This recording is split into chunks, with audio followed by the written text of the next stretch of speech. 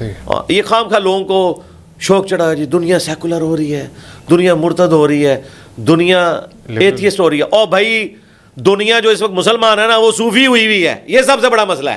سب سے بڑا مسئلہ دین تصوف ہے۔ یہ اسلام کی پیٹھ میں وہ چھرا گھونپا ہے انہوں نے کہ ایک بندہ پورے اخلاص کے ساتھ دین پہ چل رہا ہے لیکن اس کو پتہ ہی نہیں ہے وہ نبی علیہ السلام کے طریقے پہ نہیں ہے۔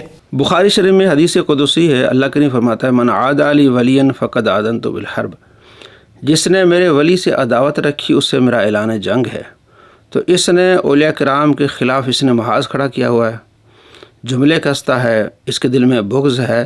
تو اللہ تبارک و تعالیٰ نے اس کو ایسا ذلیل کیا کیونکہ اللہ کا فرمان ہے کہ اس سے میرا اعلان جنگ ہے۔ تو اللہ کا اعلان جنگ ایسے ظاہر ہوا کہ یہ دین تصوف کو کہہ رہا ہے کہ یہ اسلام کا سب سے بڑا مسئلہ ہے اور لوگ مرتد ہو رہے ہیں۔ ویسے لوگوں کو خواہ شوق چڑھا ہے، یعنی مرتد ہو رہے ہیں، کافر ہو رہے ہیں، اس سے پریشانی نہیں ہے۔ اس سے پریشانی یہ ہے کہ اللہ کے ولیوں کو کیوں مانتے ہیں، یہ صوفی کیوں رہے۔ صوفی کا مطلب یہ ہے کہ دل صاف ہو، نظر صاف ہو، اللہ کے محبوب صلی اللہ تعالیٰ علیہ وآلہ وسلم کے طریقے پر چلا جائے۔ کس طرح کی زبان استعمال کر رہا ہے کہ جناب علی دریا کے کنارے جو پیاسا مر رہا ہے نا، یہ دیکھیں مسلمان جو نبی علیہ السلام کے طریقے پر نہیں ہے۔ اب آپ دیکھ لیں مولانا الیاس قادری صاحب کتنے بڑے صوفی ہیں، کتنے لوگوں کو انہوں نے امام پہنا دیا، نمازی بنا دیا، سیدھے راستے پر لوگوں کو لائے۔ اس کو اس چیز کی تکلیف ہے اور آگے کس طرح کی زبان استعمال کر رہا ہے یہ ذرا آپ دیکھ لیں۔ اسلام کا سب سے بڑا چیلنج صوفیزم ہے اس ٹائم۔ جی بالکل صوفیزم ہے۔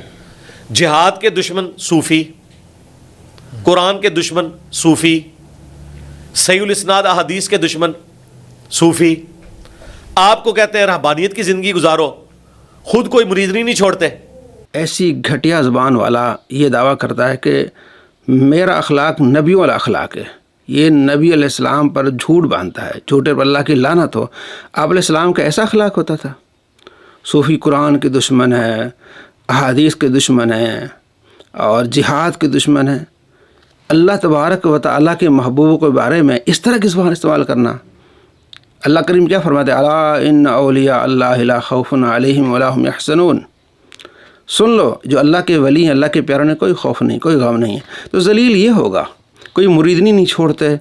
اب میں آپ کو اس کا ہی کلپ دکھاتا ہوں، اس کے کلپ سے اس کا منہ کالا کیسے ہوتا ہے یہ ذرا آپ دیکھ لیں۔ میرے ماں باپ سے بڑھ کر مجھ پر احسان ہے الیاس قادری صاحب کا، یہ کوئی چھوٹی بات ہے؟ یہ میں کریڈٹ دیتا ہوں الیاس قادری صاحب کو کہ گناہ کی اتنی نفرت انہوں نے ڈالی۔ میں ان کے کریکٹر کے بارے میں آج بھی میں قسمیہ کہوں کہ وہ ایک شریف النفس اور پرہیزگار انسان ہے، تو مجھے اپنی قسم کا کفارہ نہیں ادا کرنا پڑے گا۔ اجتماعات میں گئے، کراچی بھی گیا میں 1994 میں۔ آپ نے دیکھ لیا، میں قسم کھا کے کہتا ہوں کہ وہ نیک انسان ہے اور میرے ماں باپ سے بڑھ کر ان کا احسان ہے کہ مجھے پرہیزگار بنایا۔ کون ہے جناب؟ صوفی مولانا الیاس قادری صاحب۔ تو مولانا الیاس قادری صاحب کا اس پر اتنا احسان ہے، خود مان رہا ہے کہ ان کی صحبت یا ان کی کتابیں یا ان کی وعظ سن کے میں نیک ہوا ہوں۔ تو یہ کام تو صوفی کرتے ہیں۔ ایک کمینہ آدمی نیک ہوا ہے، آج تک کمینہ آدمی نیک ہی رہا ہے اپنے اس کے بقول، تو کیا یہ ان کے احسان نہیں اور خود مان رہا ہے؟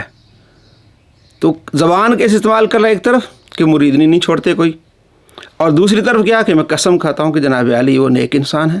تو ہم نیک انسانوں کو اللہ کے ولی کہتے ہیں، باقی ہر جگہ کوئی دو نمبر آ جاتے ہیں۔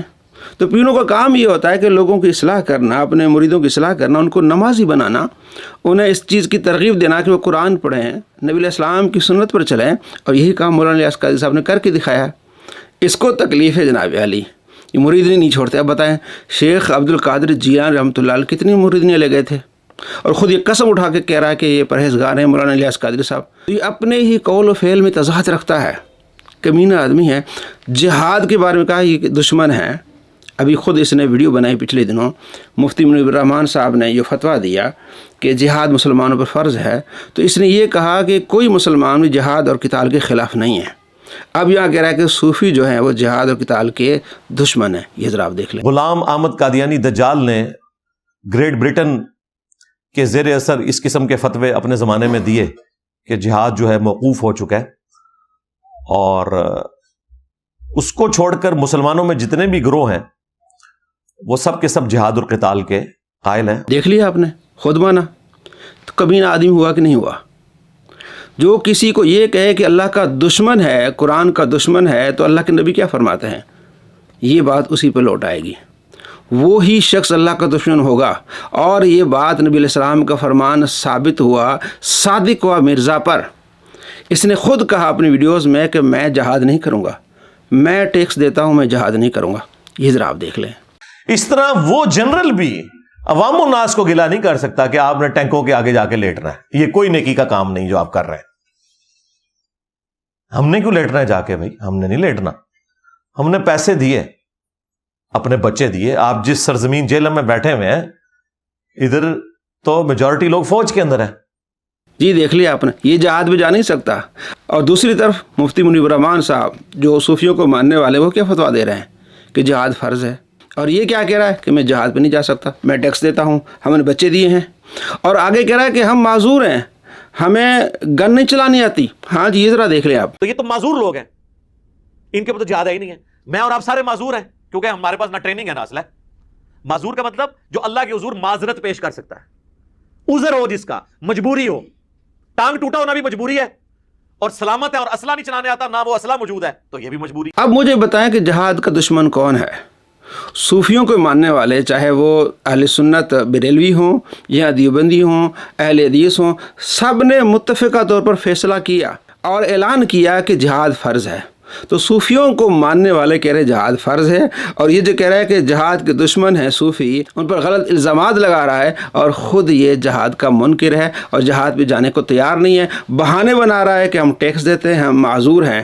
جو کسی پر انگلی اٹھاتا ہے اللہ تبارک و تعالیٰ اسے ایسے ذلیل کرتا ہے, کیونکہ اس نے دشمنی رکھی ہے اولیاء کرام سے. تو اللہ کیا فرماتا ہے, من عاد لی ولی فقد آذنت بالحرب. جس نے میرے ولی سے عداوت رکھی اس سے میرا اعلان جنگ ہے. تو اللہ کا اعلان جنگ ایسے ظاہر ہو رہا ہے کہ دنیا میں ذلیل و رسوا ہو رہا ہے, جہاد کا انکار کر رہا ہے, جانے کی مخالفت کر رہا ہے, بہانے ڈھونڈ رہا ہے, جبکہ صوفی اور اس کے ماننے والے جہاد کا فتویٰ دے رہے ہیں, کہہ رہے جہاد پہ جاؤ. تو اس کا منہ کالا اس کی ویڈیو سے ہو رہا ہے. ایسے کمینوں سے بچنا ہے. ہم نے آپ دوستوں کے لیے کچھ کورسز جو ہے وہ لانچ کیے ہیں تاکہ آپ ان کورسز میں شامل ہوں, علم دین سیکھیں اور ایسے فتنوں اور کمینوں سے بچیں. پہلا ہمارا جو کورس ہے وہ ہے صحیح مسلم کا دورہ. 10 ماہ کا دورانیہ کا ایک دورہ ہے. ہفتے میں صرف 2 کلاسیں ہوں گی, ہفتہ اور اتوار. عشاء کے بعد 1 گھنٹے کی کلاس ہے, 1.5 گھنٹے کی کلاس ہے. آپ اس میں احادیث کو پڑھیں گے, سنیں گے, سیکھیں گے, آپ کی علم میں اضافہ ہوگا. اور نبی علیہ السلام فرماتے ہیں ندر العبد سمع مقالتی, جس نے میری بات کو سنا, یاد رکھا, دل میں جگہ دی, اللہ اس کو تر و تازہ رکھے. یہ آپ علیہ السلام کی دعا ہے. تو صحیح مسلم کے دورے میں شامل. دوسرا ہمارا دورہ ہے 3 سال کا عالم کورس. صرف نحو اس میں پڑھائی جائے گی. 4 کلاسیں تو اس میں صرف نحو عربی کی ہوں گی, اور 2 کلاسیں یہی ہم اس کو دورے میں ان کو بھی ہم شامل کر دیں گے, تو انہیں ڈبل فائدہ ہو جائے گا. تو اگر کسی کے پاس ٹائم ہے تو وہ 3 سال عالم کورس وہ بھی کر لے, بہت اچھی بات ہے. اور اگر آپ کے پاس ٹائم کی شارٹیج ہے, کم سے کم ہفتہ اور اتوار والا جو کورس ہے دورہ صحیح مسلم, اس میں آپ ضرور شامل ہو. انشاءاللہ بہت کچھ سیکھنے ملے گا.